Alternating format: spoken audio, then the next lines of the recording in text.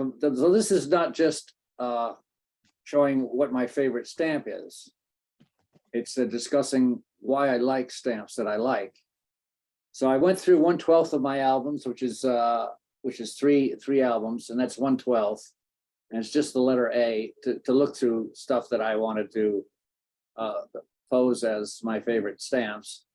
But in addition, I've accumulated a lot of others that I really like over the years, and I didn't particularly search for them. So it's just really the tip of the iceberg on what stamps I really like. And I've also included the good ones, but I've also included some that for one reason or another don't quite make it, so we can sort of better understand why I would like a particular stamp or not. So the first criteria is color. I like stamps with many colors, or I like a set that has a variety of colors. I like strong primary colors, not mixed up, not blended, not shades and so on. I like the colors to be strongly separated from one another, usually by a thin black line. And I like good combinations of colors. So this is a simple design and a set that has many colors to it. So we have the Hindenburg series, which is not quite as simple as the Hitler series, because it has this round background for the head, and it's just the denomination and the country. And notice that I said the simple design is an interesting issue. The whole issue of design we will get to later, but this is a simple design of many colors. Now, this set is well known to, I'm sure, to all of us. It is not simple in the sense that the previous ones were, because the lower values have no frame. The intermediate values have a double line, and the higher ones have a triple line, and then the dollars have a very fancy frame to them. But basically, the design is the same sort of thing, and there's a whole lot of colors and a whole lot of values. So it's one of my favorite sets. Now here we have one of my favorite sets that comes from France and French colonies, and this peace and commerce.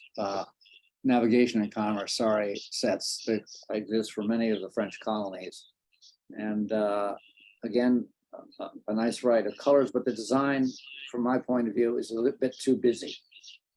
And notice that you get some multicolor effects here because some of the papers are colored, even though each of the actual printings is just one color plus the name of the country. And this is the true classic among very simple designs with lots of colors, of course, the Maschen heads of Queen Elizabeth. As a set, as this particular 6-year span of issues, the colors are not as nice, really, as the presidential series of the US. They don't seem to go together as a set very well. And even some of the combinations there in the high values, the 9 and 10 pence, I'm not particularly happy with the colors there, but so I really like this set, of course. Now here's one I haven't shown before. This is the case of strong colors, good combinations, separated mostly by black lines from one another. Very simple technique here. This is a guy named, these are stamps by an Austrian artist named Hundertwasser. He's done a number of paintings and various things. He also does architecture. If you've ever seen some of his architecture, it looks very much the same, very organic and not straight and so on. And here's a Tunisian set. Again, the set is nice because the colors sort of go with one another, and but they're very clear colors. I like this. Now this is the famous German Hohenzollern ship of the Kaiser. These are the values I like. The lower values are more monochrome. The higher values, of course, are a different shape entirely. But I like the set here where you have slight variations on the same set of colors. My favorite here is the 25 Pfennig. I really like the yellow color of paper itself, but you may have a different one that you like. Germany has a lot of stamps that are more or less similar to this. I sold my German collection recently, and I went through and took out stuff I liked, and I nearly got maybe 100 almost like this. Again, very strong colors, good selection of colors, carefully divided from one another by black lines. And of course, very, very nicely printed by the German printers who are excellent. And here's another bunch of the same sort of idea of colors and lines, but these are architecture. Architecture, as you'll see later, is one of my themes that I like to have. And this is a very early set that I got. I just bought it because I like the look of it. I think it was at a stamp show. One of the distributors was selling this. Just strong colors. The set as such is very nice because the stamps differ, but they're the same sort of feeling to them. And here's an example of a design that was done in both monochrome and multicolor. And again, this shows content. I like scenes of exotic tropical places. So which do you people like? You like the monochrome or you like the color? I like the bicolor one. I like They're the both color. pretty. Yeah, I like the colored one. Everybody likes the color, yeah. Now the second criteria is printing method. In general, I like engraved stamps. I prefer them to the various other printing methods. But not all of them are good or pretty, as we say. They don't all have content that falls into the list of things I like. For example, this one does not.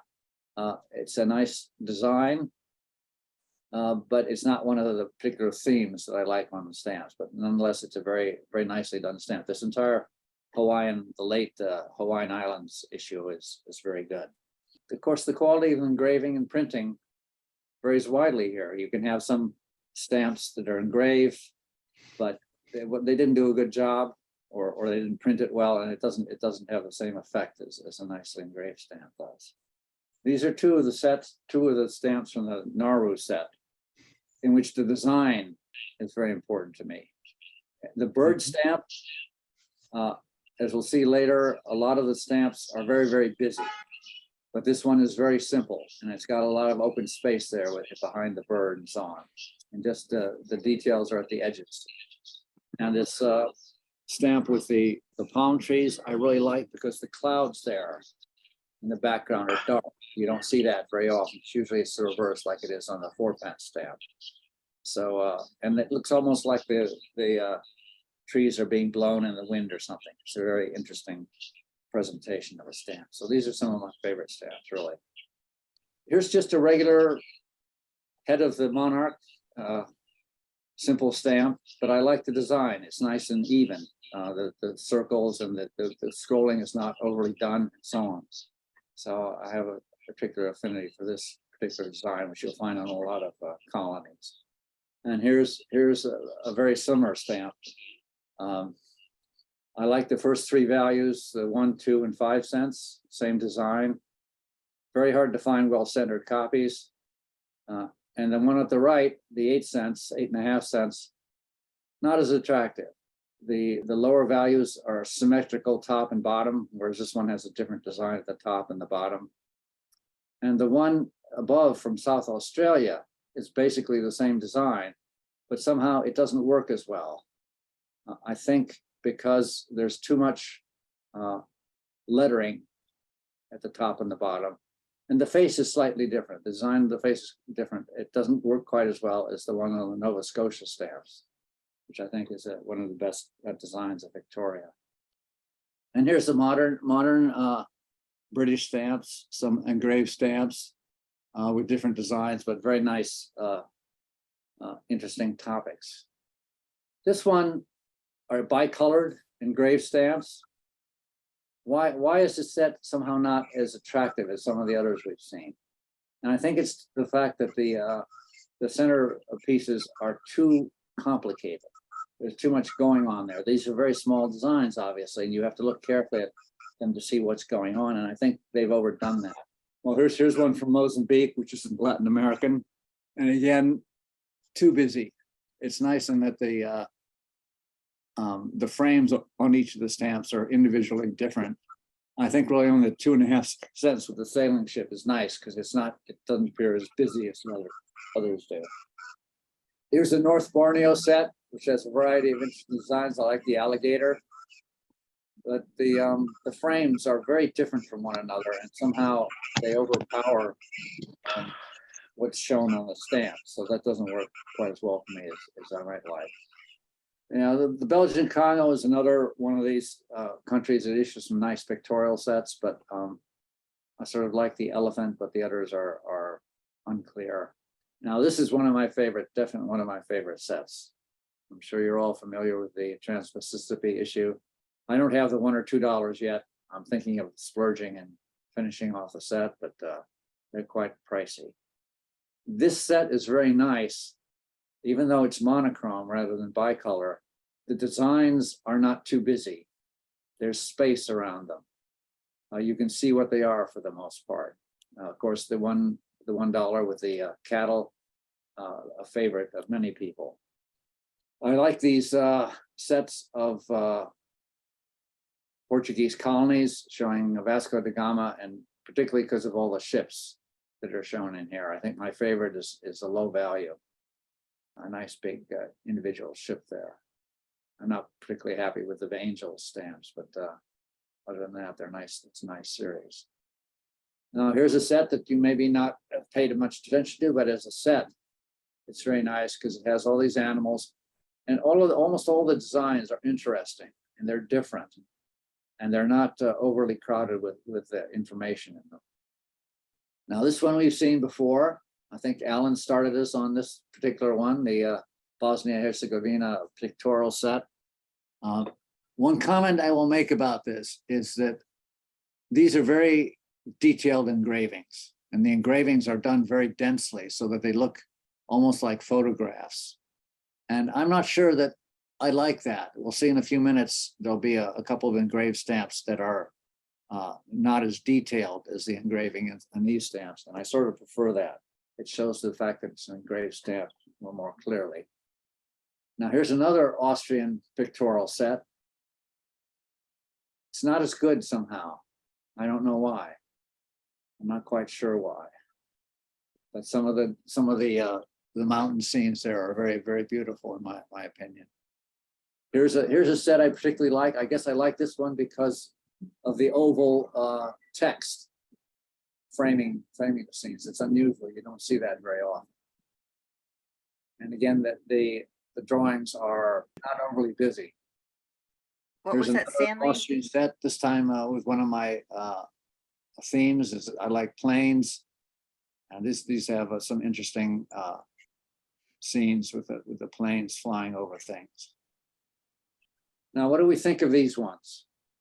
Bicolor engraved, single color engraved, and one with both a plane and a ship on the same stamp. But somehow, for me, these don't work, and I'm not sure why. Now, these are better. These are, I think, in my opinion, these are very nice stamps. The Andorran stamps showing the mountain scenery, and it's all very clear and not too busy with this, that, and the other thing floating around on it. I really like these stamps. I often prefer sets over singles because you have some variety in color and design within an overall similarity of how the set works.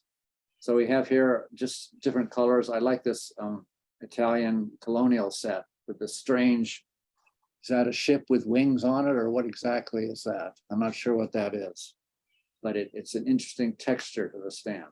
That with that and the bundle of grass or whatever it is, that's the main part of the design. But just color differences here, nice color set. Individually, I'm not sure which one I would like. If I had to select one of them, maybe the low value again. But the set as a whole with the different colors makes it more interesting. Here's a long pictorial set from Algeria. Is it as nice as the Bosnia-Herzegovina? Up to you. It has good frames, nice pictures, a variety of scenery, relatively little repetition. A lot of the pictorial sets reproduce the same design on several stamps. This one is really nice. Here's another set with planes. As you may have guessed, I like things with planes. I particularly like the high value here with the plane look like it's going to fly under the bridge, which is obviously it's not going to do, but I think it's a clever positioning of the plane. Here's a nice bicolor set from Aitutaki. Some scenery. Now here's the first King George VI set. This is from Aden. It repeats the colors. Some of them are bicolor, some of them are not. There are 27 sets of the 1938 George VI designs. And I'm only counting that the sets that have more than one design and do not have George wearing a non-English crown. The Indian sets have George wearing an English crown. So I wasn't counting that. And it's interesting here, the Gilbert and Ellis Island set is the only set that has a different design for each value. Every other set, they repeat some of the designs. For example, the camel is here and the camel is here and so on. But this set is, a lot of people collect these sets because they're quite beautiful pictorial sets. Now, does this one look a little bit like the one set we've seen before? I'm sure you are familiar with this one, Alan. It's an Albanian set. It looks very much like the Bosnia and Herzegovina set. Same sort of details and so on. Except it's not engraved, and the printing is really inferior compared to that Bosnia set. Okay, composition or design. I don't agree with the Islamic art is usually said to have horror vacui. They can't stand any open space in the art. It's all geometric designs, everything filled up. I'm quite the reverse. I like to have some empty space in my designs.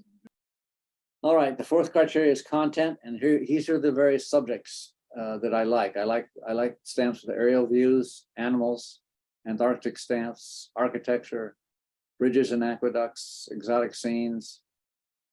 We will see shortly some of stamps with rays of sunsets, forts and castles, maps. I'm a big map freak.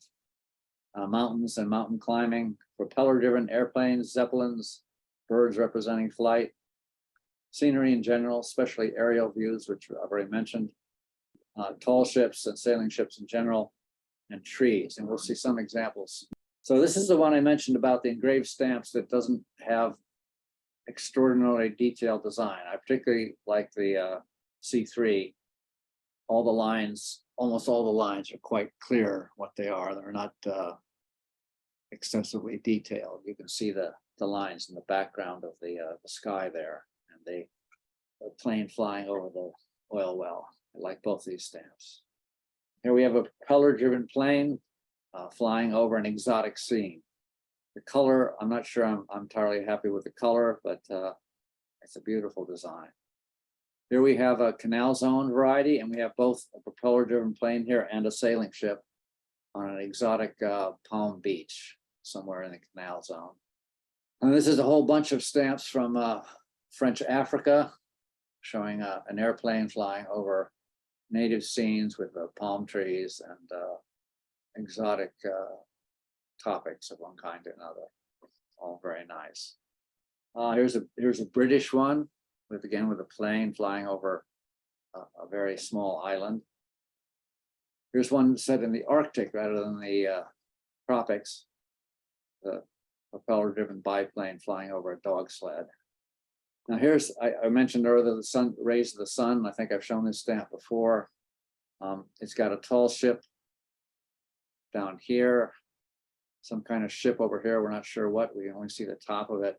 Some steamers and so on, and the rising sun with the rays of the sun. And here's another one, the Panama Pacific high value. But not all stamps with sun rays are beautiful. This is from Azerbaijan. And I don't think very few people would think this was a particularly attractive stamp. But there it is with the sun rays, the setting or rising sun. There's another canal zone, very much similar to the other one, but no sailing ship in this particular one. I've shown this stamp before because this has, again, a plane and a tall ship in an aerial view of a bay in Newfoundland somewhere. More planes.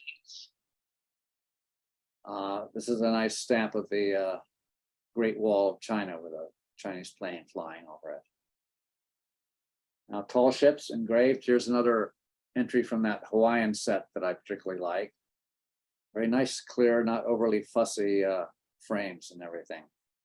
The Jamaica I don't like as much. Again, there's too much going on in there. These ones I like very much. I particularly like the 37 cents US constellation stamp, monocolor, but still very nice. And here's these strange colors on French stamps with the orange sky and a green ocean and a blue ship. But large format stamps, very nice, beautifully engraved. Here's ships, some of which are more or less good or not so good. I think I prefer the Antigua stamp here of these four. Here's a by-country souvenir sheet with this beautifully colored stamp plus maps.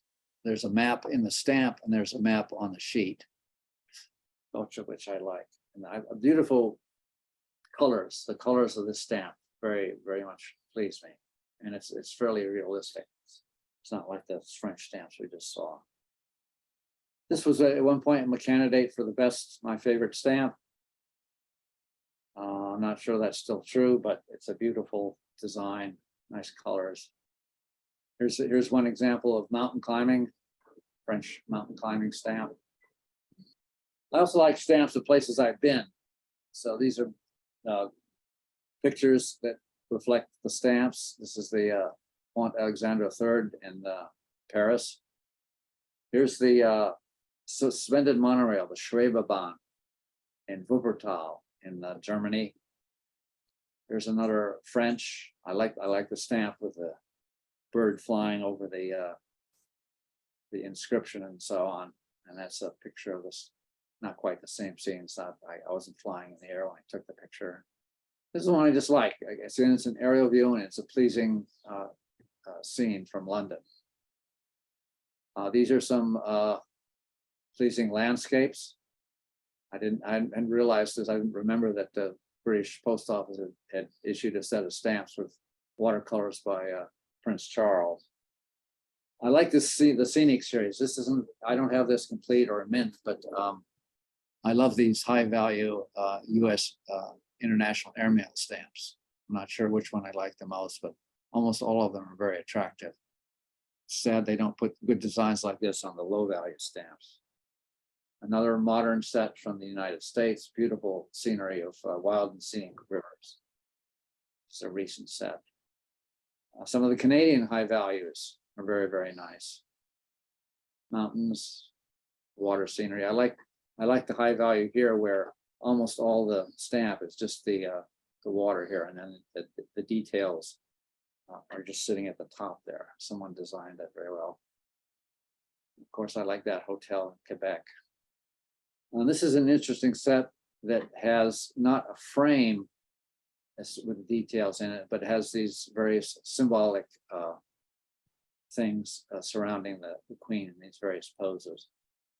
This is one of my favorite sets, not my favorite set. Again, I bought this at a stamp show just because I saw it there and I liked the designs.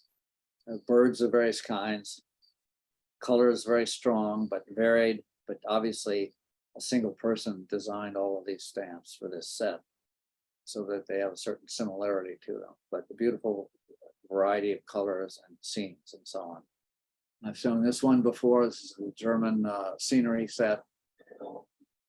Again, very strong colors, separated by black lines, not necessarily all that photorealistic, but the colors match the reality. And I love this as a set. I would be hard pressed to say which one I like the most. Perhaps the first one with the Neuschwanstein mountains in the background. This was intended to show that the stamps, you can see the stamp on the left-hand side is, well, if you were just looking at the sheet where it has it, that's what it looks like. And you expand it greatly. And even though this is a German stamp with very high quality printing, it becomes less realistic and more blotchy when you get it very, very large like this. So, and maybe this is my favorite stamp. I should get probably a nice clear picture of a mint version of it, but the photo was not as well done as I would like, so it doesn't really show the engraving very clearly. But I rather like this design of all the ones I've shown. My favorite varies from moment to moment, so I can't swear that that's what this is. All right, that's it.